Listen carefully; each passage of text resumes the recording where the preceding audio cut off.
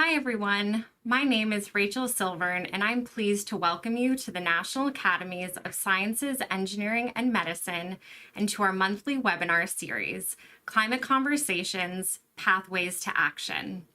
The National Academies provide independent, objective advice to inform policy with evidence, spark progress and innovation, and confront challenging issues for the benefit of society. In keeping with this mission, we're excited to host these conversations about issues relevant to policy action on climate change.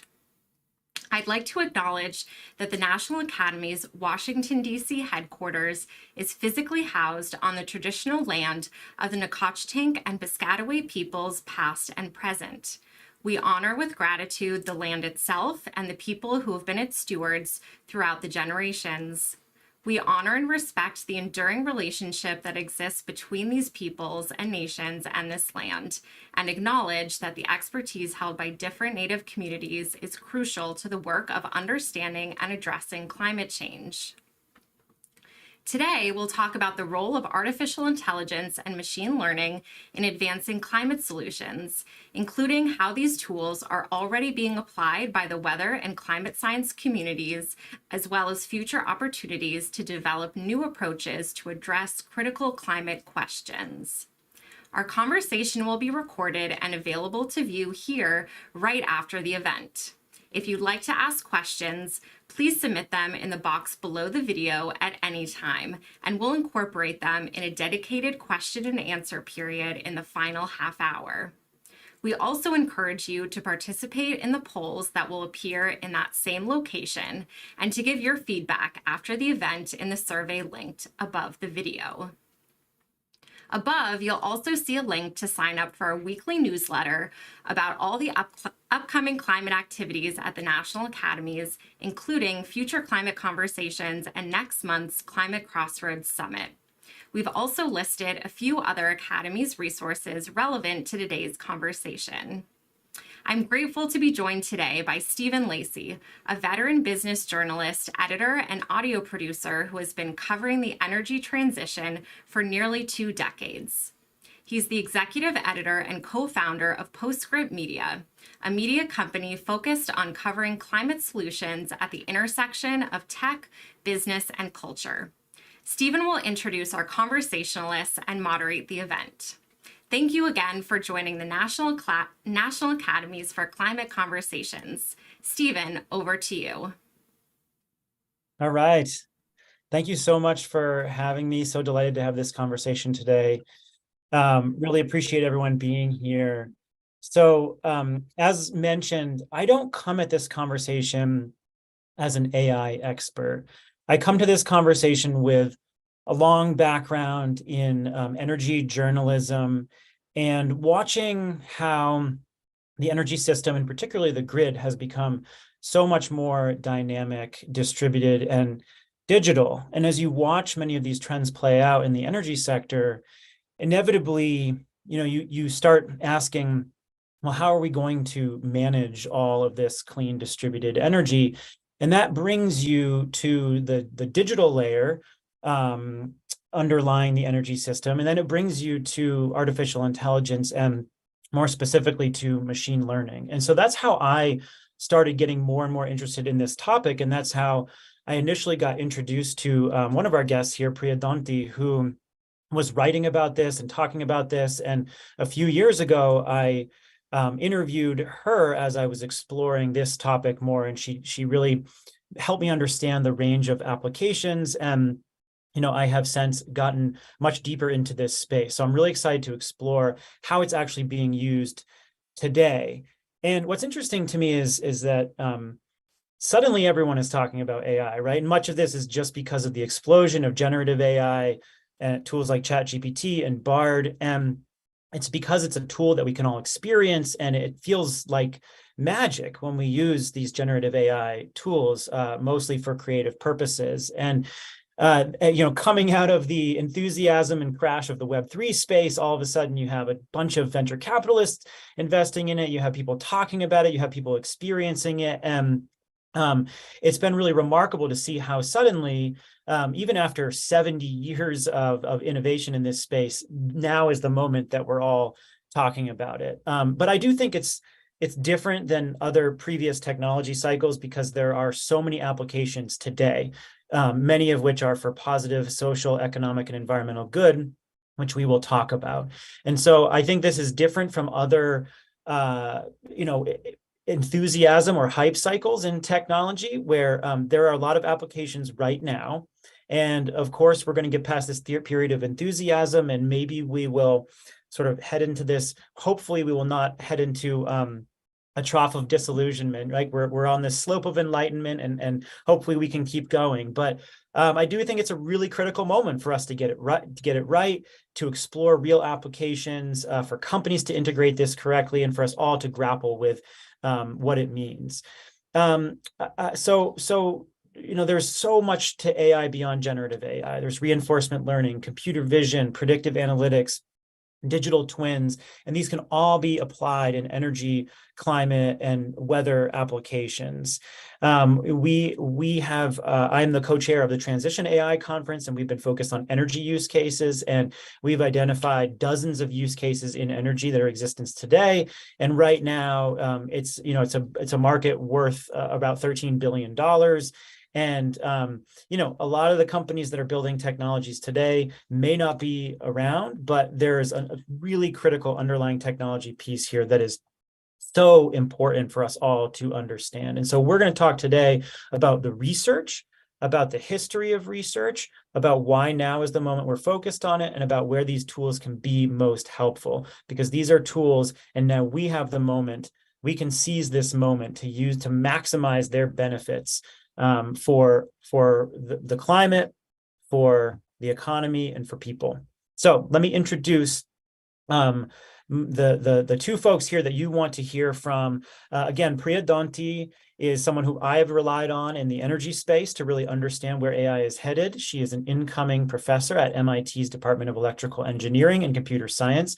She's the co-founder and executive director of Climate Change AI, a really fantastic organization, that nonprofit organization that's catalyzing impactful work at the intersection of climate change and machine learning. And her research focuses specifically on machine learning for forecasting, optimization, and controls in high renewables power grids. Hi, Priya. Hi, Steven. And Amy McGovern, and to Dr. Priya Donti and Dr. Amy McGovern is a professor in the School of Computer Science and the School of Meteorology at the University of Oklahoma. And Dr. McGovern is also the director of the National Science Foundation's AI Institute for Research on Trustworthy AI in Weather, Climate, and Coastal Oceanography, known as AI2ES. Her research focuses on developing and applying trustworthy AI and machine learning methods, primarily for severe weather phenomena. And I came to your work, actually, Amy, through following all the news in this space, and you have been cited so often in much of the reporting on AI for weather forecasting and a lot of the new tools that are emerging. So I came to your work through that, and I'm really delighted to speak to you today. I'm glad to be here. So I want to hear how you both got into this space first. Priya, why don't we start with you? How did you get into this world? Yeah, so I knew that I wanted to work on climate change related topics kind of from my first day of high school, where I had this amazing high school biology teacher who turned the first 2 weeks of our biology class into a climate and sustainability curriculum. And we learned about different topics in this area, right? Water management, air pollution, and climate. And it really struck me at that time how climate was a huge issue of not just sort of environment in the sense of flora and fauna, but also of, personal well-being and of equity, given the just disproportionate impacts of that climate will have on, disproportionately disadvantaged people around the globe. And so I knew that I wanted to work on the topic. I didn't know how exactly I would do that. When I got to undergrad, I fell in love with my computer science classes and was just trying to figure out is there a way that I could bring those two interests together?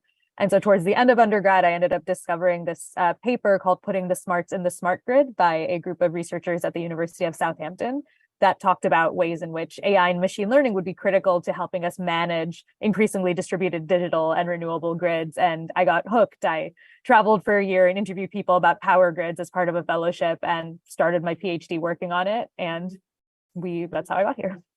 And then, so when you formed Climate Change AI, what were the knowledge gaps you were trying to fill? Why did an organization like that need to exist? Yeah, so I mean, maybe get my own personal story there. So a couple of years into my PhD, I was, really enjoying and feeling like the work I was doing in AI and power grids was, impactful and, something that I enjoyed doing. But it also felt lonely. I was sitting in a computer science department, kind of alongside people who were working on different things and were incentivized by different things and who were publishing more quickly because they were able to work on benchmark data sets that already existed versus things that didn't.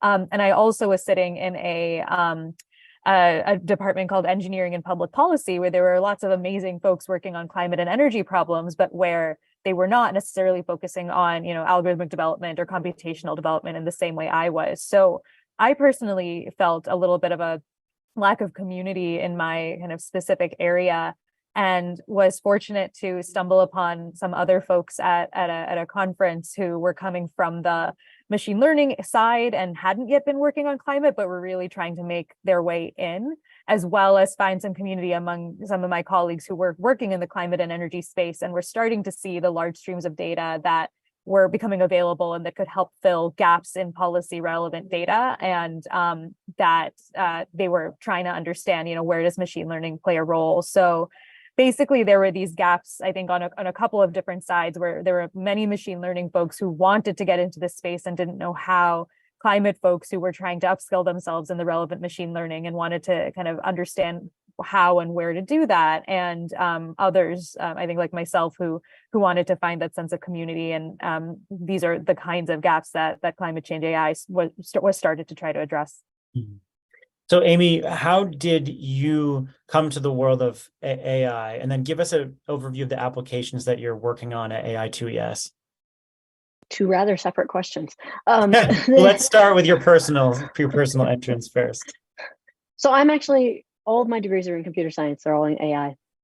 So the AI part was first before the other part. I got into AI because I used to like to play a lot of games, and I'm a little bit older than Priya, and the games AIs were terrible. And I thought, I can do better than this. I could make something that does better than this. And that's what got me interested in AI. And did that in college. As soon as I took an AI class, this is it. I knew I wanted to make smarter computers going into college, but didn't really know what that meant. Even, in fact, started out as an engineer and discovered computer science. Unfortunately, was able to switch over. The other half of that is that I also wanted to be an astronaut for a very long time. And all the way through grad school, actually, I was convinced I was going to be an astronaut doing AI for Earth science in being an astronaut.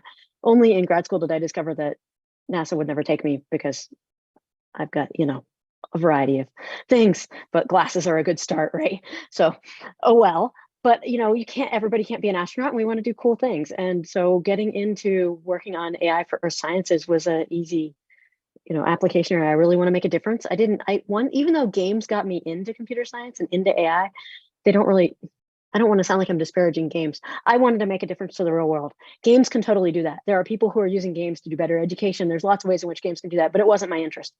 And to me, looking at the natural world and trying to find a way to better improve it was a really natural fit. And then we moved to Oklahoma for our job. And when we got here, I was able to work directly with meteorology. And for people who've never lived in Oklahoma, you experience the weather here in a way that you don't anywhere else in the United States. We get all of it. And we get it every day. You get a choice. We get the tornadoes, we get the winds, we get the hail. And I really, to me, it's AI is a way that we can't stop any of that, but we can make a difference and save lives. And so I find it really exciting. And the other half, your question you asked was about AI2ES, right? Yeah.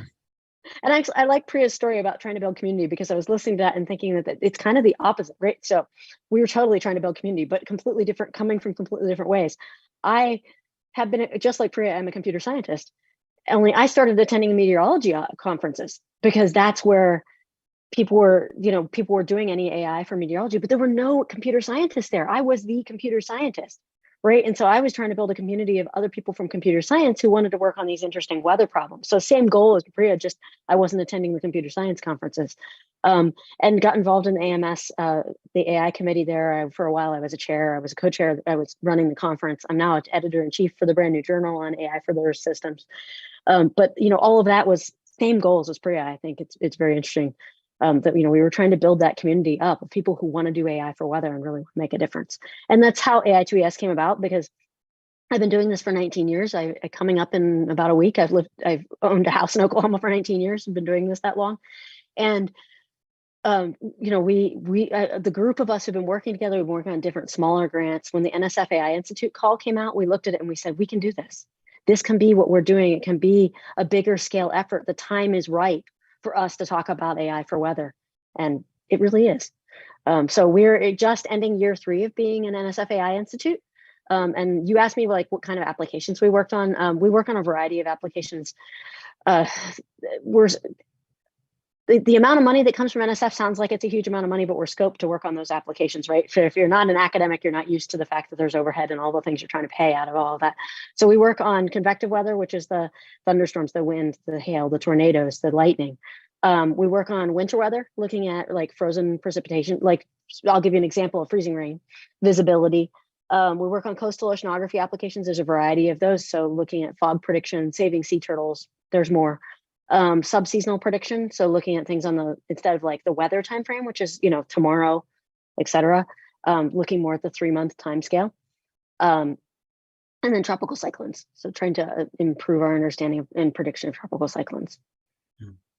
So we have an audience poll here. We have the folks who are here watching are across the spectrum, I think weighted in academia, but across industry, in government, and in academia. So a wide spectrum of folks. And then primarily people are slightly familiar with AI. So there are definitely folks who are fairly familiar here, but there's a big chunk of listeners and viewers who are slightly familiar. So we can break down some concepts now. And I want to talk, Priya and I have done a few interviews now, and I usually start with the same question depending on who we're talking in front of. And the question I have for you, Priya, is just identify the different use cases of AI and machine learning in the energy sector. Obviously, your experience is in the power sector. And I teased a few in my introduction, but can you walk us through the different applications, the specific AI technologies in use in energy today?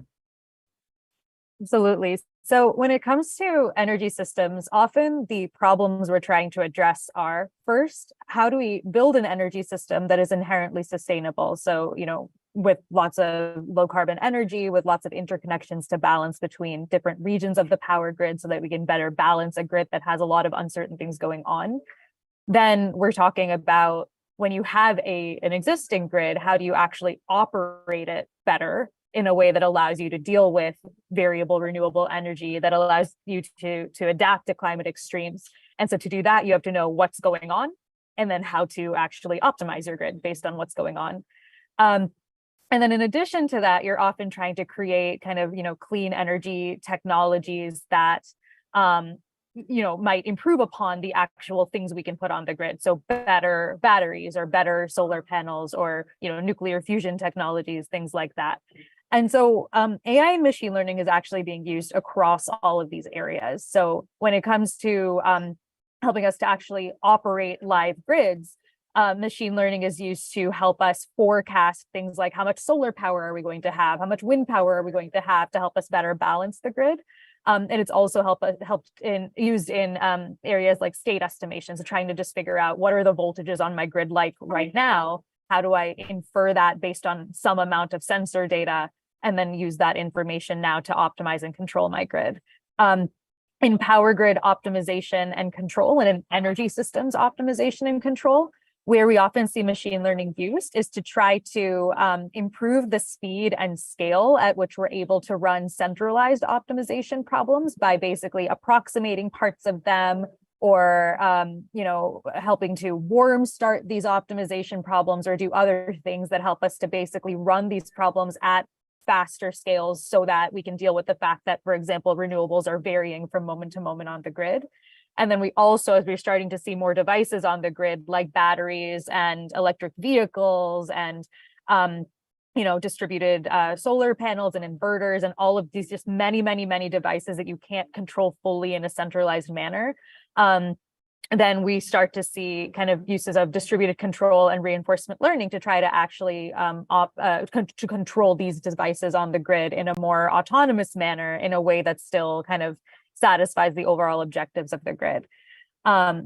Now, I would say machine learning has been used more so for kind of understanding what's going on the grid than core optimization and control in practice. And there are, reasons for that in terms of what kinds of infrastructure exists to actually test out these methods, and which parts of the grid are, more critical in the sense of if you, have a wrong forecast, is that as bad as if you actually take a wrong action on the grid?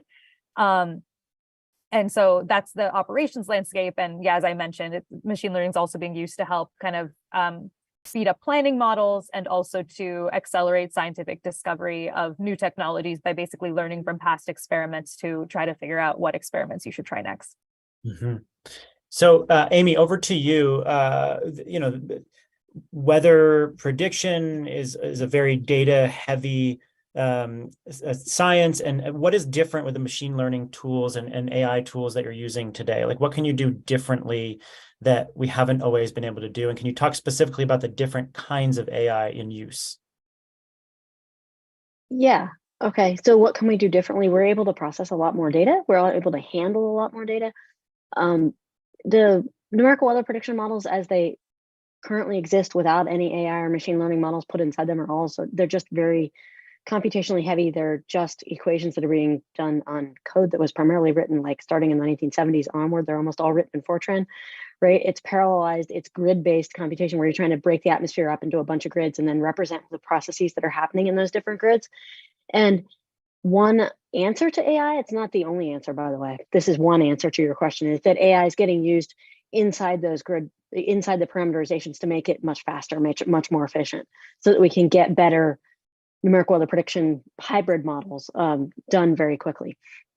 Another answer is that people are training I'll give two more answers. So another answer is that they're looking at numerical weather prediction models and doing post-processing. That's one of the things that was done sort of traditionally, right? The NWP is pretty good, but it has a bias. Let's use AI to fix the bias. Something that wasn't possible until probably the last 6 months. So if you'd asked me this, a year ago, I would have said, no, we're not quite there yet, is actually just doing straight up AI replacing the model. Like, there is no NWP, just doing data-driven AI forecasting. In the last 6 months, there have been about 4 big papers that have all come out on arXiv. They haven't even all hit peer review yet. They've all just been coming out on arXiv left and right, where they're talking about purely global weather-driven, data-driven models on a global scale. And those are really interesting. They're related to, you talked at the beginning about ChatGPT, right? They're generative data-driven models that, are they ready to replace NWP yet? No, but they're pretty interesting. And they're probably a sign of what's to come in the future. So I just want to remind everybody who's watching that you can submit questions. We're going to take time at the end of this conversation. So submit those questions through Slido in the box below the video, and we will be collecting all those as the conversation goes and make sure to get as many in as possible. So I want to get into like policy and planning, but I do want to just ask one more foundational question I think is really important given the makeup of people in this conversation who are listening, and that is, why now, after decades and decades of technological progress? Is this the moment that we're suddenly having all these webinars and conversations about artificial intelligence? Like, what happened technologically and then from a public perception standpoint that like made this just break out into the open all of a sudden? Because you have both been working on this for a long time. You've seen how technological progress has evolved, but now suddenly a lot of people are asking you questions about it. So what has happened in the industry and in public perception that has shifted things so drastically? Priya, first to you. Actually, Amy, do you want to start? Sure. I mean, I think my answer on that one is going to be that what is exactly what you said. What's happened in history is AI got good enough that it's getting implemented behind the scenes in everyday products, and people have no idea. There is so much AI that's implemented in your smartphone, in your smart home devices, in your car, in your airplane. Like, you have no idea how much of this is going on in the background, even in the USPS mail sorting system, right? It's just what happened in the last 10 years has been a revolution in the operationalization of some of this AI. we're talking about sort of the forefront of it, the new methods that are being developed. Not all of those are operationalized, but the stuff that was being developed many years ago is now working well enough that it's AI is just all around you. And I think that's why we're hearing so much about AI, because in addition to all of that, sometimes it goes wrong. And I know you're going to talk about that later, and we're going to talk about the sort of ways in which it can go wrong and ways in which we need to be responsible and ethical about it.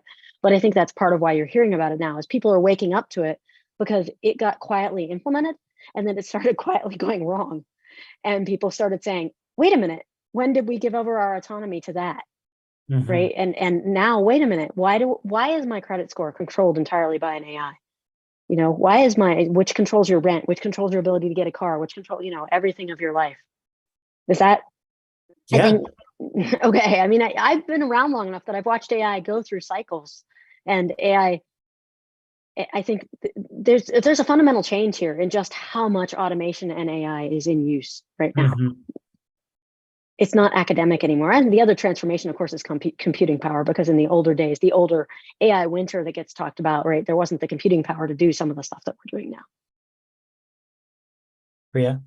Yeah, and that's what I was gonna add as well, that I think that, over the last decade, we've seen enough improvement in computing power and kind of the ability to store and maintain large pots of data that have also enabled us to see a lot of these advancements go forward. And that's not just centralized computing power, but things like, your smartphone can actually run, some amount of algorithms, right? That's not something that existed, 10 years ago.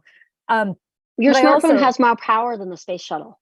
Like Mhm. that's what's amazing. Which is right? wild, And yeah. that's wild, and it's also a change in the last 10 years you're talking about. Absolutely. And I think, like, even in the sort of shorter time that I've been kind of working on AI and machine learning, there have indeed been these cycles and waves, right? I think that as we saw, in the last 10 years, this sort of background implementation, I think what GPT has seen now is this front end implementation that is really visceral to people. It's almost the same way that the internet has been around in some shape or form since the 60s, but it's only in the mid 1990s that really your average person was able to interact with it through a web browser in a way that really awakened imagination for what could be done and made more people able to participate in it. And so in some ways it's funny, right? Because some of the conversations about AI and energy that are happening today are in some sense the same ones that were happening, 2, 3, 4, 5 years ago. But I think just kind of,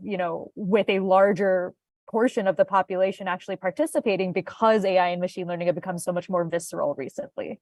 Yeah. And in use.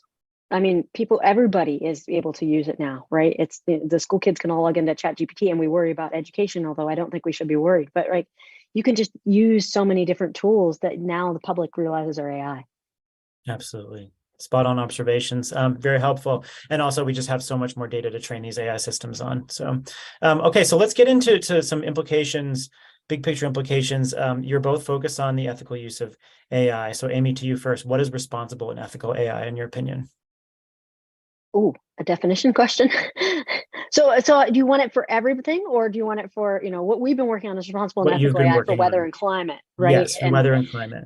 And part of the reason I asked that specifics is that I think that it's really clear that for the larger scale applications, like I was talking about before, like something that's deciding your credit score that essentially decides your life, that responsible and ethical AI should involve something about being transparent and being able to understand if it's making mistakes and be able to correct them.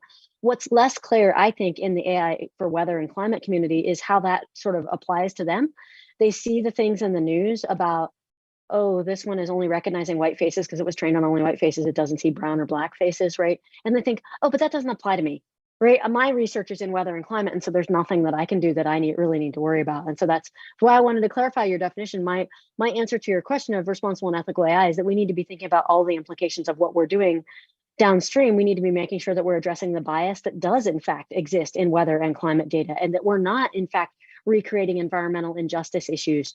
Or you mentioned just a second ago about the amount of data that's being available now. Turns out there's a lot of data in certain parts of the world. There's not a lot of data in other parts of the world, right? So that can be an example where you could create environmental injustice issues. You train it on one part of the world, you say, well, this model worked fabulous there. The United States is well instrumented. We're going to deploy it in another country is not well instrumented without ever checking any verification. And now you're killing people because you're making predictions that are wrong. So that responsible and ethical AI means that you need to be working with the people in the communities where you're affected. You make sure you're addressing the problems that they really need to be addressed, and you're working collaboratively with them, and that you're addressing the bias and not recreating any injustices. And then if you do create an injustice, you fix it. You don't just say, "Oh, I just put it out on GitHub. It's your problem to fix the source code. We're good." That's not what happens, right? We need to be responsible for all of that, which includes, a whole variety of things, documenting, and I could probably go on for a while for that. But I does that help answer your question? Yeah, I think it's worth actually just unpacking what the bias might be in weather and climate data, because I'm a little bit more familiar with what it might be in the energy system, but what are those inherent biases and how could they be amplified? So we're working on a paper on that right now. We have a classification system. It's building on NIST. So NIST has a responsible AI framework that they're coming out with, and they had a classification system for a variety of biases, and we're building on it, just focus on AI for earth sciences. So there's systemic and historical biases. So we have 4 main classifications. I won't give you the whole subcategories. There are 4 main classifications: systemic and historical biases, which are the biases that sort of exist in the data themselves. Like, they're the biases that you might not have collected the data, right? Or they could just be, there could be historical biases in that people in an institution might label certain data certain ways, but maybe it doesn't necessarily agree with other people's labelings. And you might think, well, how does that apply to weather and climate? I'll give you one short example, which is that there's a preference towards labeling hurricane initiation or tropical cyclone initiation to daybreak, because people like to be able to look at the visible satellite. That's just a historical bias, because they wanted to be able to verify with the visible satellite, right? And maybe that doesn't matter to you, but it really should, because if you're talking about rapid intensification, it could happen at any time of the day. So that's historical and systemic bias. There's lots of data that's not even collected that we could talk about. That's very systemic biases, right? There are lots of sensors that are in more rich more affluent neighborhoods than other more affluent countries. The second bias is just sort of the data bias itself. Like, if you have the data. So the first one was may not have the data. The second one is, if you have the data, there could be biases. There's a lot of biases, like physical limitations, just where satellites can be. There's biases too. People report data, they tend to report it along highways and roads, or things like that, with the affluent neighborhoods that we talked about. The third set of biases comes from the AI models themselves. They can just flat out create biases. They're just math. And the fourth set of biases, which interacts with all of these, by the way, is the human biases. So the humans choose the models. The humans choose how we're validating the models. The humans are choosing the data. The humans are choosing how we're, sub-selecting the data, handling rare data effects that we talk about in data bias. The humans affect all of it, right? And then the humans themselves are the ones who are applying the AI models. They're not being replaced by the AI model. They're applying the AI model. Well, if they're under time of stress, they have their own known biases. So it's a cycle of biases that can affect everything we do for our AI, and we need to really be aware of it. For people who want to find out more about it, we have a paper we're working on. It should be submitted within the next few weeks. I had a talk at AMS, and you can find it online. They're archived and they're available online for free. So you could find that there as well. That's great. Yeah, this is absolutely critical. So that's a wonderful resource for people to explore. Priya, there's a lot of overlap there with biases in the energy sector. Why don't you walk through how that factors into your focus on safety critical bias-free systems in energy? Absolutely. So yeah, I think in addition to kind of, as Amy mentioned, right, data biases, kind of modeling biases, usage biases, lots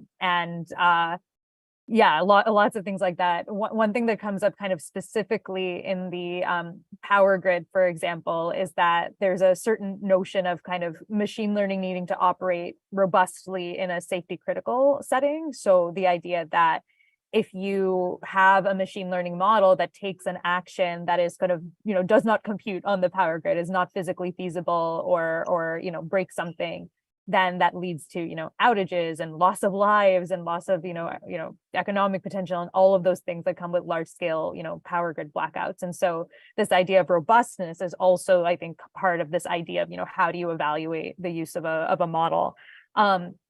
I think the other thing to sort of think through is that, the ways in which society chooses to kind of use AI is not, value neutral. And Amy got at this in her remarks as well. This idea that, for example, AI can be used to optimize the use of renewable energy on power grids, but it's also used to accelerate oil and gas exploration No. increase the competitive. Oh, did you lose me? Sorry, you froze, and I thought it was me. Sorry. Let me know if I should start over at some point. But what I was saying is that this idea that AI can be used to optimize renewables, but it's also used to accelerate oil and gas exploration in ways that potentially increase the relative competitive advantage of oil and gas against renewables. It's also the case that AI and machine learning are often more able to be leveraged by people who have more money and power in society. So by people in certain geographies to solve the problems in certain geographies. And it's also the case that sometimes the way we develop AI and machine learning, even for kind of communities with fewer resources, it's done in a bit of a parachute in, helicopter in kind of way, where the idea is, oh, great, like, we have the algorithms and you have the problems and we're going to solve them, rather than really thinking about how do you really respect and engage the local expertise that does exist, and also build up the local kinds of expertise that maybe are not existing in the same kind of volume that you would like, but really make sure that you're not kind of parachuting in for a specific application, but really thinking about how do you ensure that, a larger set of stakeholders around the world inherently has the ability to contribute to the development of these algorithms and the development of these use cases in ways that make sense for their local context, rather than just being imported from elsewhere. So we have a bunch of questions rolling in, and I think that I want to get to as many of them as possible. And some of the questions that have come in intersect really nicely with where I saw this conversation going. And so to this question about bias, how to prevent it, how to understand these models, there's a question about interpretability. Like a lot more people are concerned about the black box nature of these tools. People are not always clear about how a prediction is being made when that prediction happens. How are we getting to certain outcomes that can have very real world consequences? The grid goes down, there's voltage fluctuation, we get weather prediction wrong. Amy, you mentioned people die, people get hurt. There are very real world consequences, and we have to understand how is a decision made. And it can be difficult to understand that decision. So how do we build trust in these models? And how significant is the interpretability problem? I'm glad to answer it first if you want, since that's what trust is the central focus of what we're doing. We're the NSF AI Institute for Research and Trustworthy AI, right? That is the first part of our name. And a lot of what we're doing is, so we're looking at the central question of why users trust the AI and why users don't trust the AI. We are looking at that question for professional end users, which are a lot of the ones that you're talking about, the decision makers, right? The weather forecasters, the emergency managers, they could be the power grid managers, not necessarily the general public, although that is certainly of interest, right? But the answer of trust is a little bit different. And what we've found is it's very interesting how much they care about looking inside that black box model. The computer science answer is that everybody wants to just be able to see everything that's happening. They want to be able to, here's often what you see is a picture of a bird, and then, oh, it highlighted the wings, and this is why it was important, right? And that is important, but it isn't all that they need to see. A lot of what we're seeing on the trust end is more of they want a couple things. They want a history with the model, and it's not so much seeing how it's making its decisions, but what it's making it, like case studies, and then understanding where it goes wrong. Because at least in weather, everybody knows that the models are all wrong. They're just all wrong in different ways. And so you adjust for those different wrongnesses, right? So the AI model is just another wrong model. It just happens to be right in certain good ways. And being able to create something that lets you sort of see the case studies of how well it's working and interact with the model. Like, here's the AI model, it's giving me a prediction. What happens if I change the inputs a little bit, right? That can help really build a lot of trust. It isn't so much that they want necessarily to be able to peer inside the model and say, this is precisely the explanation of why it made its decision. Priya? I'm curious to hear the power grid answer to that too, because I think they're probably very related. Yeah, I think they definitely are. So I would say that there's a kind of different schools of thought that think about some combination of how much do I trust the data? How much do I trust and understand the kind of, nitty gritty of the underlying model? And how much do I trust the outputs? And I think in different scenarios, you're actually looking for something potentially quite different. So, yes. For example, when forecasting is occurring on the power grid, and then, we forecast solar power and demand. And then if something goes wrong based on that forecast, often the regulator will want to go back to the system operator and understand, what went wrong? Why did something go wrong? And actually, a lot of the methods that are meant to audit the forecasting model are actually, the regulatory methods are geared towards this era when actually a lot of forecasting in power grids was rule-based. And so they were able to kind of say, oh, well, this rule didn't hold, right? Something about, it was, we thought it wasn't a holiday, but there was actually a really popular TV show on, so it kind of was a holiday, and they were able to really understand that. And I think there's this question that I think legitimately comes up, which is, should we be using the same regulatory audit approach that we did when we had rule-based models? Should we just basically be holding machine learning models to the same standard? Or should we really think about kind of auditability differently, right? Is it maybe now more about what was not in the data that was represented in the current scenario? Is it really about the weights of the model? Or maybe it is about the weights of the model, but I think there's something to think about there. Whereas when you're thinking about stuff like sub-second control on the power grid, something where you're fundamentally asking something to be very, very automated, it's not human in the loop at every moment. What you instead want is some certifiable guarantee on the output. So you maybe don't necessarily care how it got there, or even that it got to the best point, but you want to make sure that it got to a safe point. And so what some of my work looks at, for example, is if you're able to write down kind of robustness specifications or physical specifications that the output, your control action, needs to satisfy, then can you actually build a machine learning model whose output is inherently constrained to that kind of safe region of outputs, so that even if it did something imperfect internally, that it's a kind of imperfection you're okay with, that it's not going to break anything. And so how do we think about accountability, Amy, in weather and climate modeling? You mean from the AI model? Yeah, if something goes wrong, like so Priya's talking about something where there's a very clear regulator, they have jurisdiction over a certain regional grid. If something goes wrong, we know, there might be questions about how they interpret what happened, but there's sort of who is going to be responsible for evaluating it. Like how do we think about accountability if something goes wrong in let's say weather modeling and under an AI-based system? That's an interesting question, because there's a big difference in that our AI models aren't really being autonomously used to generate warnings, for example, right now, or generate, what she's talking about is a sub-second control of the grid, and there's clearly not a human over the loop in that, because it just can't happen, right? Whereas in what we're doing, we're providing models to those people, to the humans, who are then making the decisions. So right now, the accountability is still the human, right? Mm-hmm. The National Weather Forecast Office that issued the alert or the warning or whatever that goes out, there's still accountability there. If we get to the point where we're automating some of that, right now in the United States, NOAA is the only one who can issue warnings. For example, there are TV stations out there that sometimes claim they do, but NOAA is the only one who can actually issue official warnings.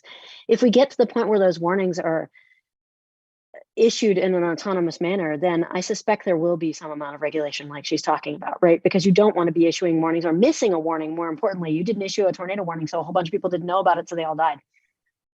Or, yesterday there was there's right now the accountability is more at the local level and the event manager level. I'll give an example. Yesterday's news, I don't know if you've seen that there was a rock concert that got hit by a hail storm yesterday in Colorado. They had 90 people injured. This is not a typical thing. You don't typically hear 90 people injured by a hailstorm in the United States, right? But they were at a One Direction concert and they didn't want to evacuate. So, where's the accountability there, right? I'm sure that the event management folks were trying to get them to evacuate, but then you have to also get the people to listen. That last mile is really, really critical. And something that the accountability question you're asking about is we have to figure out how we cross that line into helping make better decisions and better informed decisions, so that people do make better decisions and don't get hit by giant hailstones. Fortunately, nobody died, or at least that I've read on the news. It was just people who got injured, but still 90 people, they got hit by baseball-sized hail. That's wild. And I think this just idea of, how do you kind of audit or regulate these, what are fundamentally kind of, technical plus human systems, and like where does Right. that lie is tricky. And even on power grids, there is sub-second control that does happen, but there's also decisions that are made in a human in the loop manner on a kind of more on a less granular timescale. So for example, when you're making decisions about how to dispatch power resources on your power grid like a day ahead, that is based on maybe a forecasting algorithm plus some optimization software, plus humans who are often correcting the outputs of that optimization software. And so in some sense, the kind of accountability and the auditing goes across those different processes, and sort of where do you assign the fault, and like what is easier or harder to audit, right? Because it is actually really hard to audit. Why did somebody make a specific adjustment to the optimization problem? They can explain it to you, but the way you have to audit these things looks a bit different. Well, and people's introspections of their own explanations are not always correct. Oh, this is what I was thinking. But you're not necessarily, some of those decisions are made like this, and they're not necessarily thinking at the conscious level about some of those decisions. It's hard. I mean, this gets us, you could almost take this same question, right, to how do we hold ourselves accountable for autonomous driving and things like that, right? Where the car has mostly control, but you're supposed to be helping. It's a hard question, and one we don't have good regulation on right now either, by the way. So we have a question about extremes that I think is really important. And there's a question about the applicability of AI and machine learning to problems where data might be relatively sparse. So I'm thinking, they mention extremely rare meteorological events, or I'll also add extremes in grid management. So how do you factor these events in to training a machine learning model, for example? Priya, do you want to start? Sure, I'm happy to. So what some of my work looks at is exactly this. Basically, you want models that operate well in your kind of average case. So when everything is going well, most of the time they operate really well, but that also are kind of, resilient to or robust to your extreme case, and do not, break your grid if something extreme goes wrong. And so what my work really tries to do is bridge the machine learning way of doing things, which is learn from data to do the right thing in the average case, and the control theory way of doing things, which is write down what you think the worst thing is that could happen and explicitly solve for a solver that behaves well even in that worst case. So basically this idea, if you need some kind of threat model for what kinds of extremes you think you want to be robust to, and then be able to write down a model that you're able to reason will actually be robust within that set of threats. And so what some of my work does is says, can you actually write down that kind of model for what might happen on your grid in terms of extremes? Can you kind of formulate that in my case as an optimization problem? And can you actually embed that optimization problem within your machine learning model so that the output of your machine learning model is outputting something that is still learning from data to do the right thing kind of in the average case, but that explicitly is constrained to deal well with your extremes? And in general, this idea of physics integrated machine learning or engineering constrained machine learning, or just domain knowledge informed machine learning, is something that I'm a huge fan of, because it allows you to really think about what is the existing knowledge that I already have that is not worth throwing away, and also what are the specifications I need my model to meet. And it also turns out that when you do this kind of thing, your model actually tends to be less data hungry, because if you're using a pure data driven model, you're trying to expect it to learn all of the rules of physics and all of this stuff that we actually already have a handle on, in addition to learning how to perform well. And you need a ton of data to enable that to happen. And it's not even clear, how much. Maybe if you go to the infinite data limit, you get a model that's learned your physics, but we don't actually have infinite data in practice. And so I think this idea of just kind of like physics integrated, engineering integrated machine learning helps but work towards a lot of these issues of extremes, of distribution shift, where your future data scenario might not look like your past data scenario, and your physics part of the model can capture that, even if your data driven part is not, and just trying to merge these kinds of thinking. Amy, how do you take into account increasing extremes? Oh, well, you ask a slightly different question at the beginning. So the increasing extremes versus extremes in data are slightly different questions, right? I was going to answer the first one first. Let's parse. Yeah, go for it. Okay, because she's talking about extreme events on the power grid and handling those in a physics informed way. But what I was going to say is that pretty much, at least for the convective phenomena that I study, a lot of those weather phenomena are just extreme, or are outliers, or they're super rare, which I would call extreme as well. In just from the beginning, right? Like tornadoes, if I want to make a tornado prediction system that is working really well based on the right accuracy score in 3D space, all I need to say is it's never had a tornado, right? Because over the 3D volume of the Earth at any given time, there's no tornado. The problem is when you're wrong, you're really wrong. So, one answer to the first question you asked about dealing with extremes is we've been doing this all along, trying to do a lot of variety of, hail and tornadoes and turbulence and lightning and all of those. We do a lot of sampling of the data. So we do a lot of subsampling. You focus in on the areas where you're only trying to make your prediction system in the area where you think that there's about to be whatever that event is. You're only training on the data that's working on whatever that event is that you're looking at. And that's one way to handle those outlier cases. The other half of the question you ask about sort of the distributional shift is a really interesting one, right? Because depending on what it is we're trying to predict the extremes of. So for example, I was involved in not AI to ES work. I'm also a visiting professor at Google for the last few years. And one of the projects we were doing there is working on predicting extreme heat. And that's something that's certainly distributional shifting over time, right? So if you wanted to train on the last 30 years of data, are you going to be able to actually make predictions of heat events that nobody's ever foreseen? And that turns out to be really hard, which I think is where I'm going to start to say things like what Priya was saying, that physics informed knowledge is really important. I think you need to really work with your domain scientists so that your AI model doesn't get some idea in its mind that this can never happen, or alternatively, that it doesn't predict something that's completely physically implausible, which also gets it back to trust, by the way. That, if your AI model does something that's completely physically implausible, then your end users are most likely to just say, oh, that thing's wrong, it's completely out to lunch, and throw it completely out, even though it was only wrong in one little tiny corner scenario. We've got so many good questions rolling in. So I'll pick a question that is, I think, targeted to each of you. We'll start first with climate solutions specifically. There's a question on the use of AI tools for recommendations on deploying climate infrastructure, renewable energy.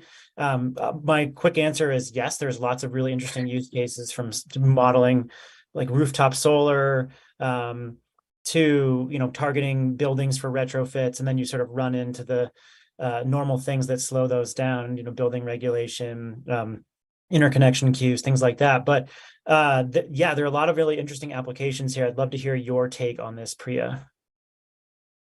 Yeah, maybe I want to just give like a really quick taxonomy of where I see the kinds of ways I see that AI and machine learning are used across the climate space. So we've touched on a couple of them. So one of them is forecasting, right? Providing foresight on things like, what your solar power output will look like, or what your extreme events will look like, or things like that.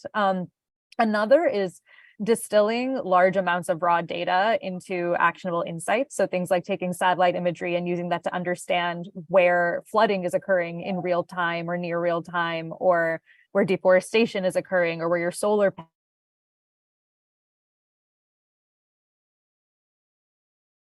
Priya's at a conference right now, and she's had some internet issues. So we'll turn to you, Amy. We'll answer this, and then when she comes back on, we'll finish that answer. There's a question here about how to combine some of the models you're working on with existing climate modeling for better accurate forecasts and scenario planning.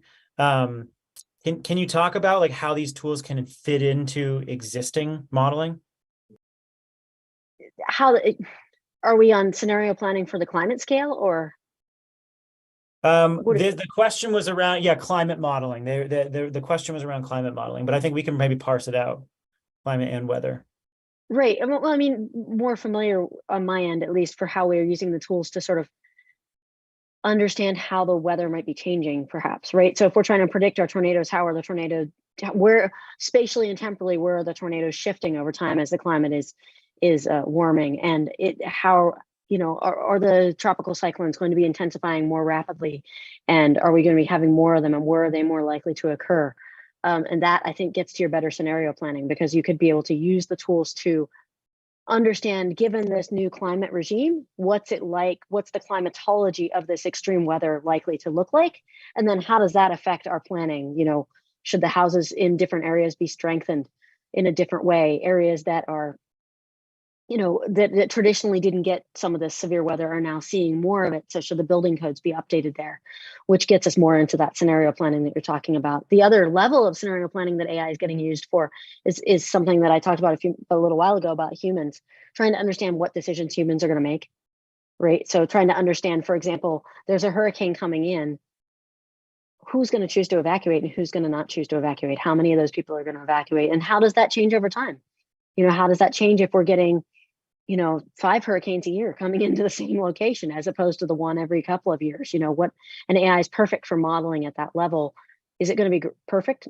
AI is a perfect tool to use for that. Is it going to give you perfect answers? No, we don't yet have the answers to modeling that level of human decision making. But it is another example where we're using for scenario. And sorry, Priya, we switched over to me because you froze mid-sentence.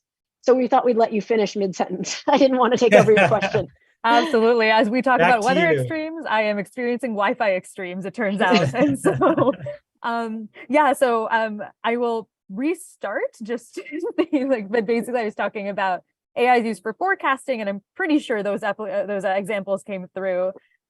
Used for distilling things like satellite imagery and policy information into actionable insights. So I think, again, if I'm repeating myself from things that came through, apologies, but things like taking satellite imagery and using it to pinpoint deforestation or analyzing patent data to understand trends. We also see AI being used for kind of operating real world systems in order to improve their efficiency. So optimizing heating and cooling systems in buildings based on things like occupancy data and external weather data, or helping to kind of detect methane leaks in natural gas infrastructure in order to reduce waste there. And then also there are applications in accelerating scientific discovery. So I think I mentioned earlier, learning from the outcomes of past experiments in order to guide future experiments in ways that are likely to be more fruitful. And so this is done in kind of battery discovery. It's done in the discovery of better electrofuels, carbon dioxide sorbents, this idea of just, can you somehow more intelligently guide experimentation? So that's kind of a non-exhaustive, honestly, set of themes, but just to give a sense of, there are lots of different ways this paradigm of just analyzing data to get insight or to automatically control a system, it plays out in a lot of different ways. We had a couple questions come in around data, and I wonder, are there new and interesting troves of data that can improve these models or give us new, unique insights? I would be really curious to get your take on, where the data frontiers are right now. There's a lot of satellites that are getting launched right now that I would say are going to give us new. They're outside of the power grid, so I don't know anything about that. But for the remote sensing systems, as I mentioned earlier, there's, the United States is rich in instruments. We have so many instruments, and there's still parts of the United States that aren't well instrumented. So we could get into that as a discussion. But there's a whole part of the world that's not instrumented very well, right?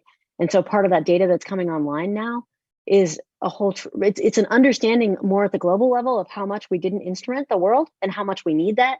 How much of the ocean is not covered, how much of the global south is not covered, and what we're going to be able to do with those instruments as they come online is going to be amazing.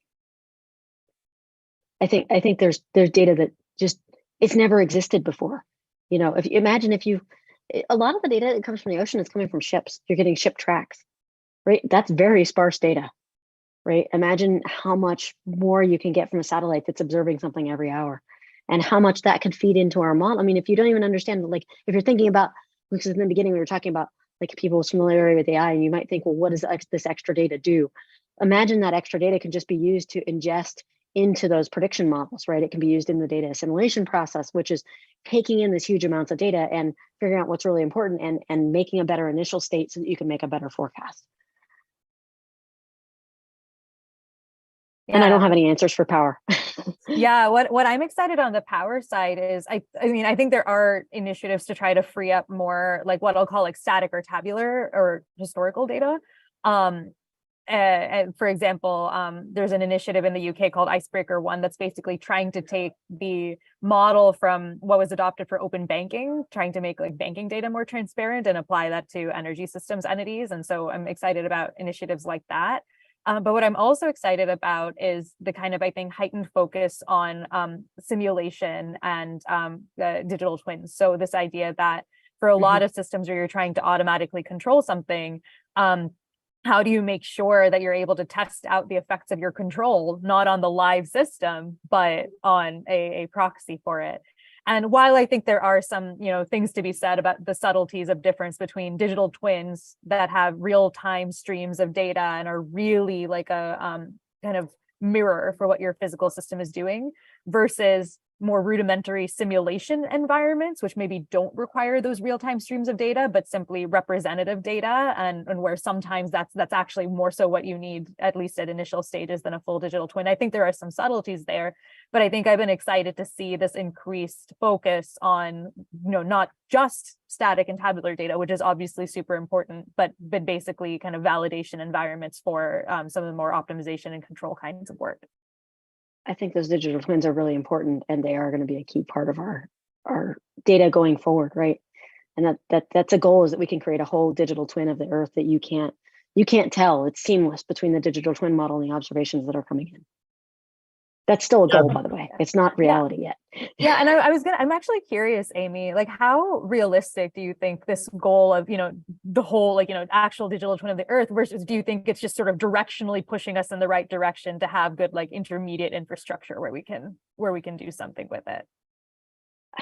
It's more the latter right now, but I think that there will eventually be a digital twin. Is it going to be done in the next year or two? I don't think so. I think it's probably like a 10 to 15 year goal. But on the other hand, some of that data-driven weather forecasting that came out in the last 6 months, I wouldn't have predicted a year ago. I still thought that was several years out. So maybe we are going to get there in the next 5 years or so. Well, that observation is really interesting. Is the speed of progress surprising both of you? Yes. It's gone exponential.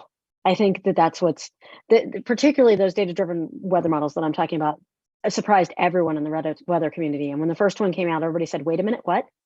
And then all of a sudden, there was a slew of them, and it's made possible by resources that didn't exist 10 years ago, didn't exist 5 years ago, right? You can train on a slew of GPUs for months that you couldn't have done before, and it's largely being done by the larger companies because they're the ones who have those resources. But it's just, I think the speed of progress really is accelerating exponentially. Yeah, I would say that it's like a non-uniform acceleration, though. So, I mean, I think in the power sector for forecasting models, we're seeing that sometimes just using a transformer model instead of whatever architecture or model was used before halves your error in your forecast. And that's something that, we didn't think would happen.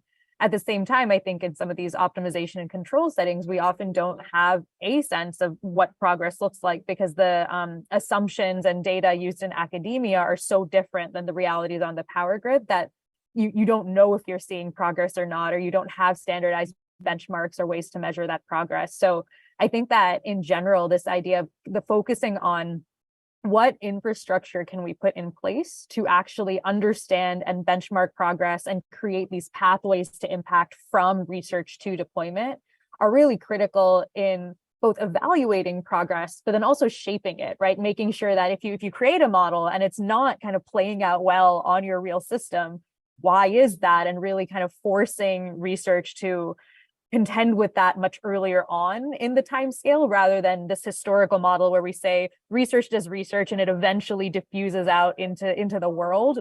The timescales of climate are just so much shorter than that I think we need to force these research deployment cycles much more quickly.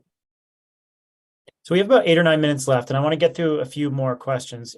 Thank you, everyone who sent in questions. These are really good. So I'm going to synthesize a few of them, and we'll try to keep answers fairly short. Now, with that said, this question here is kind of an extensive one, so we'll see how we do. But inevitably, people are asking about the environmental impacts and the energy impacts of power consumption as a result of increasing use of AI, particularly generative AI. I mean, I've talked to data center operators who are saying like, yes, we are seeing spikes in energy use and in computing needs inside our data centers, which is increasing power usage drastically. So, there's this big question about the energy use of AI. I'm a big believer that increasing innovations in data centers will solve some of that problem, but certainly something we need to focus on. So Priya, what is your take on the power consumption of AI and where it goes?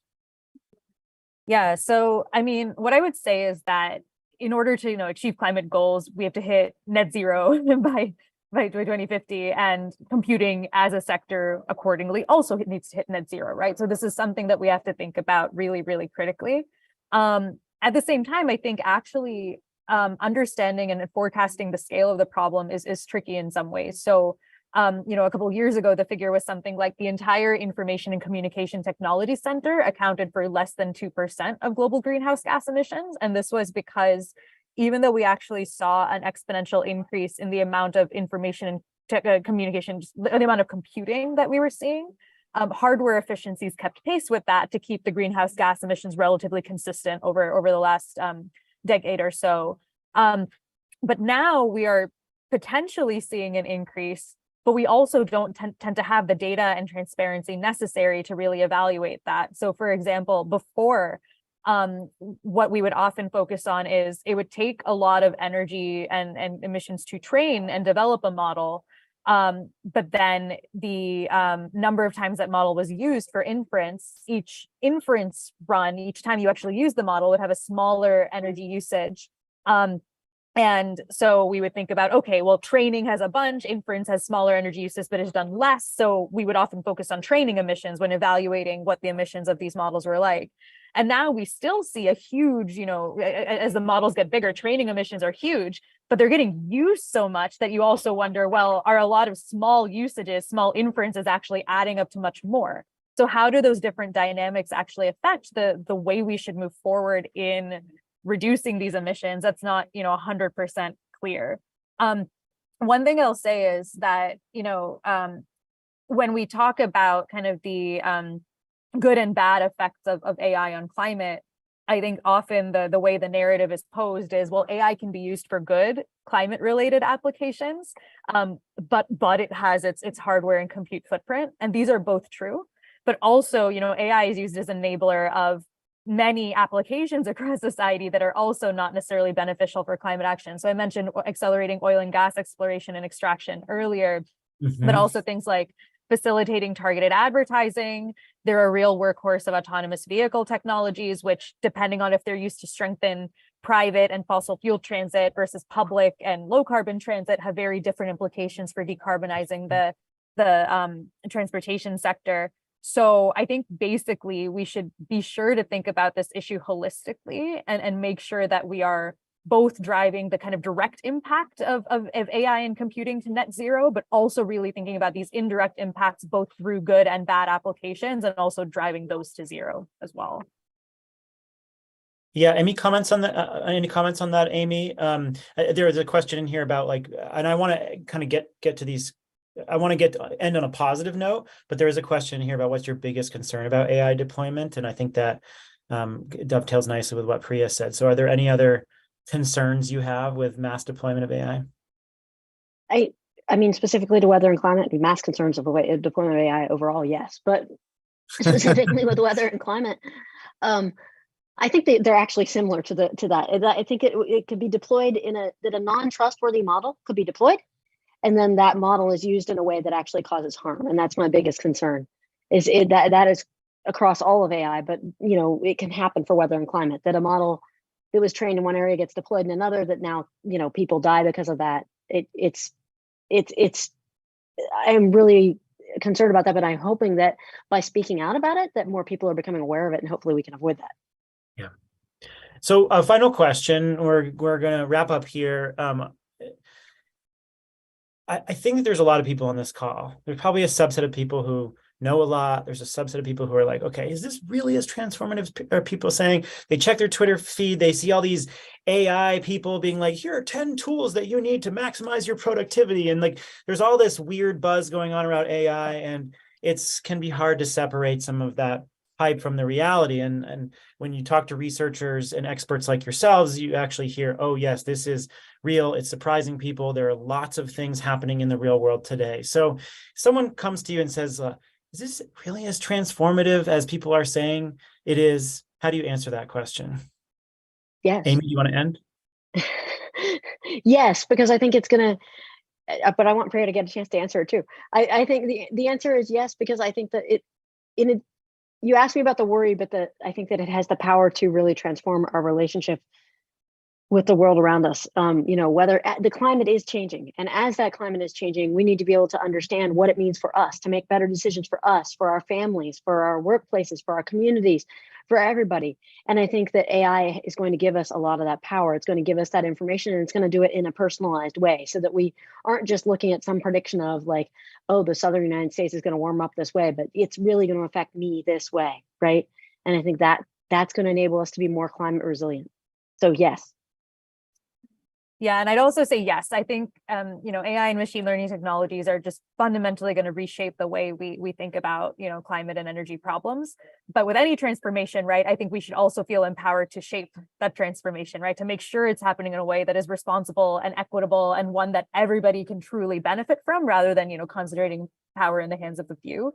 And, in some sense, that can be cast as a negative statement, right? Today, a lot of AI and machine learning is concentrated among people who have more money and power and compute. But again, I think we should be really feeling empowered to shape the transformation, to make sure that we are distributing the use of AI and enabling a lot of people around the world to actually contribute to how it goes forward, because I think that's exactly the way we're going to realize the huge potential that it has. Absolutely. I want to sincerely thank both of you for your time and insights. I hope people were fearlessly taking notes, and they can access this presentation afterwards so you can rewatch it. And Priya is actually featured on my podcast, The Carbon Copy, this week, a conversation that we had. And I know, Amy, you were just recently on a podcast as well. What were you're it's doing called The Triple Point, and we just did the recording yesterday. It should be out next week. Excellent. Yeah. So stay tuned.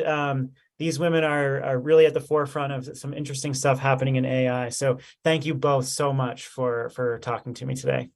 Thank you. Thanks. Thanks, Stephen.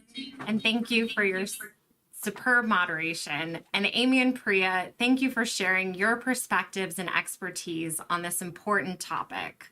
And to everyone who joined us for this month's climate conversation, thank you. And thank you for asking so many good questions. The conversation was recorded and will be available to view on this same webpage immediately. Again, please register for our climate newsletter to get updates on all of our climate work, including future climate conversations like this one and next month's Climate Crossroads Summit on July 11th and 12th. More information and registration for that event can also be found linked above. As a final reminder, to share your feedback on today's events or ideas for future events, please see the survey link also above. Thank you to everyone behind the scenes who supported today's event, and to all of you for joining. Take care and have a good one.